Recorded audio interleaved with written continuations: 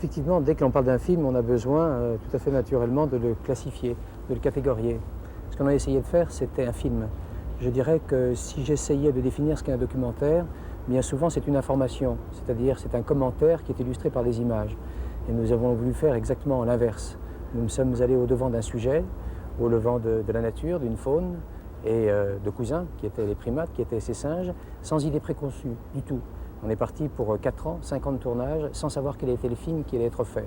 Donc ça ressemble plus, plutôt qu'à un documentaire, à ces voyages d'exploration initiatique de la fin du siècle dernier, là où le cinéma n'existait pas encore. Ah, c'est un merveilleux voyage, effectivement. Qu'est-ce qui a été le plus difficile à faire là-dedans? Il y a sûrement des choses, tout a dû être difficile, mais il y a sûrement des choses qui ont été plus difficiles que d'autres.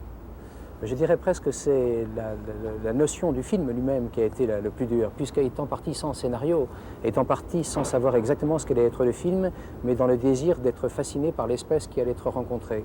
Alors la difficulté, c'est pas tant de filmer des animaux, parce que je crois que bien souvent dans les films documentaristes sur les animaux, on les traque et ils arrivent à un type de réaction qui toujours donne des images extraordinaires, esthétiques, etc. La volonté des réalisateurs, puisqu'il y avait un caractère un tout petit peu scientifique pour le respect d'une espèce animale, c'était de ne pas utiliser les animaux en fonction d'un spectacle qu'on avait préconçu, mais de laisser évoluer naturellement. Et qu'est-ce que ça veut dire? C'est que vous arrivez dans un lieu donné et que vous devez attendre des fois pendant 1 mois, pendant 2 mois, avant de tourner 1 mètre de pellicule, parce que l'animal ne se sent pas acteur à l'instant où vous allez le filmer.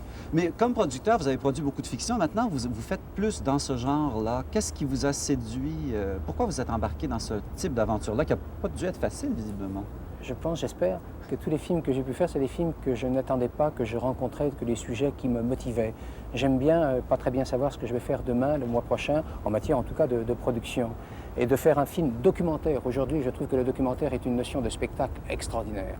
Parce que c'est regarder un petit peu dans quoi nous vivons. Encore une fois, avec une différence avec le film documentaire tel qu'il est fait à la télévision, où bien souvent on explique les choses. Le documentaire, en valeur cinématographique, c'est le spectacle par excellence. Parce qu'on doit être fasciné dans l'environnement, de l'image, du son, de l'image, et à partir de ça, de se faire ce propre récit, sa propre narration, sa propre fiction à l'intérieur. Je trouve que c'est une notion aussi du spectacle par absolu. Oui, c'est très juste.